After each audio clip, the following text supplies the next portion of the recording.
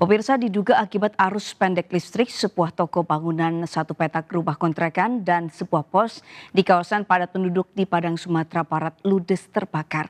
Meski tidak ada korban jiwa dalam peristiwa tersebut, namun kerugian ditaksir mencapai miliaran rupiah.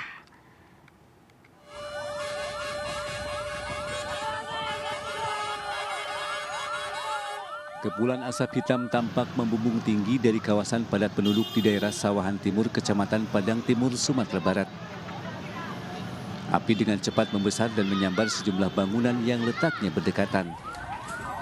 Banyaknya material yang mudah terbakar dari sebuah toko bangunan yang menjual cat dan thinner yang ikut terbakar membuat api sulit dipadamkan. Tak kurang dari 11 unit mobil pemadam kebakaran dikerahkan ke lokasi. Api akhirnya berhasil dipadamkan sekitar 1 jam kemudian. Sejumlah unit ada 11 unit kami kerahkan karena apinya cukup besar dan pemadaman cukup berlangsung lama karena material-material terbakar adalah material cat atau thinner, jadi agak lama untuk proses pendinginannya. Berapa lama kita? Berapa lama tadi pemadaman? Lebih kurang ada 1 jaman mungkin. Sedikitnya 3 bangunan yang terdiri dari toko bangunan, rumah kontrakan, dan sebuah pos pemuda ludes terbakar dalam peristiwa ini.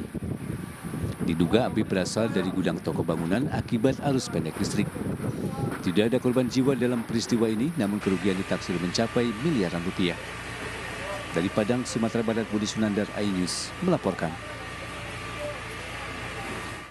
Pemirsa, sebuah truk bermuatan durian terguling usai menabrak mobil PLN di Jalan Raya Jasem, Mojokerto, Jawa Timur. Akibatnya sebanyak 2 ton durian tumpah ke jalan. Kecelakaan antara mobil pickup bermuatan duren dengan mobil PLN ini terjadi di Jalan Raya Jasem, Kecamatan Ngoro, Kabupaten Mojokerto, Jawa Timur. Akibatnya truk terguling hingga sebanyak 2 ton durian berserakan dan menutup hampir separuh badan jalan. Sejumlah warga dan pengendara yang melintas bahu-membahu mengevakuasi durian ke truk agar tak menumpuk di jalan. Sebagian warga ikut menikmati buah durian yang berserakan di jalan. Tidak ada korban jiwa dalam kecelakaan ini, sementara supir truk hanya mengalami luka ringan.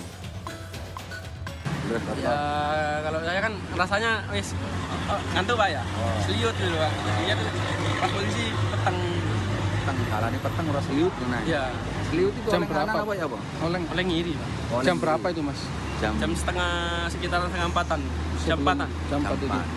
Nabrak apa Soalnya sih? saya turun tol tadi pagi itu jam setengah 4 turun tol. Itu nabrak apa? Ya nabrak mobil parkir Mobil apa itu? biliarnya PLN. PLN. Kira-kira parkiran ya rono ndelok parkir dudu naik. Mas, jam muatan pirang ton ini? Muatannya 2 ton 7 kintal. 2 ton.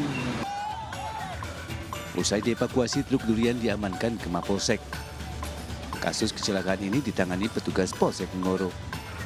Dari Kabupaten Mojokerto, Jawa Timur, Solahuddin, iNews melaporkan.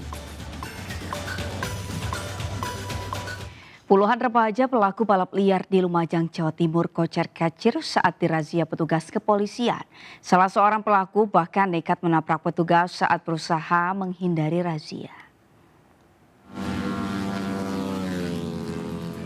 Inilah aksi para pelaku balapan liar berbahaya di Jalan Lintas Timur, Kelurahan Jogotrunan, Lumajang, Jawa Timur sebelum dirazia petugas kepolisian Resort Lumajang.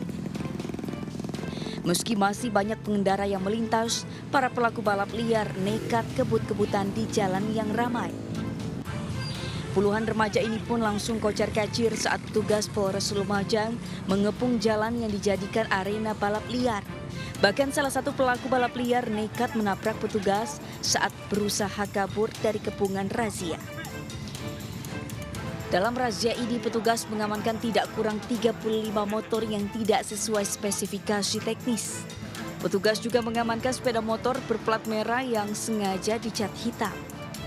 Hari ini hari kedua, tadi juga ada laporan dari masyarakat ke Comment Center Polres bahwa ada indikasi balap liar, kita datangi dan pada saat kita ke TKP semua sudah kabur. Ada sebagian yang kita amankan, terutama yang melihat di pandang jalan JLT, terutama adik-adik kita.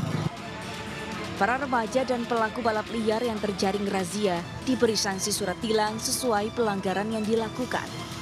Sementara puluhan motor yang terjaring nantinya akan dikembalikan setelah para pemiliknya merubah ulang modifikasi menjadi standar. Dari Lumajang, Jawa Timur, Yayan Anyus melaporkan.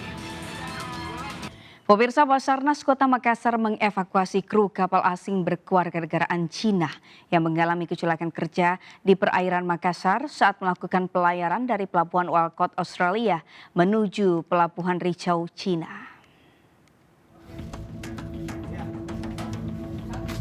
Liu Zhengpu, warga negara asing asal China ini terpaksa dievakuasi oleh tim SAR setelah mengalami kecelakaan kerja di atas kapal kargo karena jari tangannya putus akibat kecelakaan kerja di atas kapal.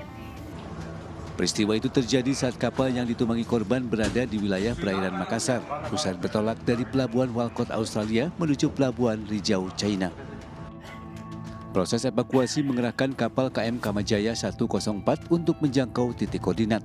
Jarak tempuh sekitar 45 menit dari Pelabuhan Soekarno-Hatta, Makassar. Evakuasi terpaksa dilakukan karena korban meski menjalani perawatan medis lanjutan di Rumah Sakit Pelamonia Makassar karena fasilitas kesehatan di atas kapal yang ditumpangi korban kurang memadai. Jadi langkah-langkah yang kami lakukan adalah melakukan komunikasi, koordinasi terkait dengan imigrasi dan konsulat Cina beserta tim SAR yang ada, dan kami menggerakkan satu kapal KN SAR Kamajaya yang posisinya berada di Pelabuhan Soekarno-Hatta. Evakuasi oleh tim SAR Basarnas ini turut melibatkan petugas kesehatan Pelabuhan Soekarno-Hatta Makassar untuk memberikan pertolongan medis terhadap korban dengan cara memeriksa kesehatan korban di atas kapal. Selain itu, petugas juga melakukan upaya koordinasi dengan petugas imigrasi Kota Makassar serta konsulat China untuk Indonesia serta pihak agen dan Polairut Polda Sulawesi Selatan. Dari Makassar, Leo Muhammad Nur, iNews melaporkan. Pemirsa, hari pencoblosan telah usai, namun di tengah proses penghitungan suara, masyarakat dibayangi kenaikan harga sejumlah komoditas pangan. Salah satunya beras yang harganya melonjak jauh di atas harga eceran tertinggi yang ditetapkan pemerintah. Pemirsa, harga beras kembali meroket di Pasar Induk Beras Cipinang. Harga beras kini dibanderol dengan harga kisaran 13 hingga 15.000 per kilogramnya. Tentu harga ini jauh lebih tinggi jika dibandingkan dengan harga eceran tertinggi yang sudah ditetapkan oleh pemerintah, yaitu untuk beras medium dan juga beras premium di kisaran harga 10 hingga 13.000 rupiah per kilogramnya. Peningkatan harga beras ini sudah terjadi kurang lebih selama sepekan lamanya, dan bahkan saat ini untuk pasokan beras sudah mulai menipis. Tingginya permintaan masyarakat dan stok yang menipis menyebabkan harga beras kian melambung. Meskipun pada tanggal 15 Februari 2024 kemarin, Presiden Joko Widodo sudah melakukan kunjungan ke pasar ini, namun baik pedagang dan juga pembeli mengaku hingga saat ini harga beras masih belum berubah, sehingga mereka terus menekankan kepada pemerintah untuk segera menstabilkan harga, mengingat sebentar lagi akan memasuki bulan Ramadan. Dari Cipinang, Ayu Pratiwi, Muhammad Julkarnain, iNews melaporkan.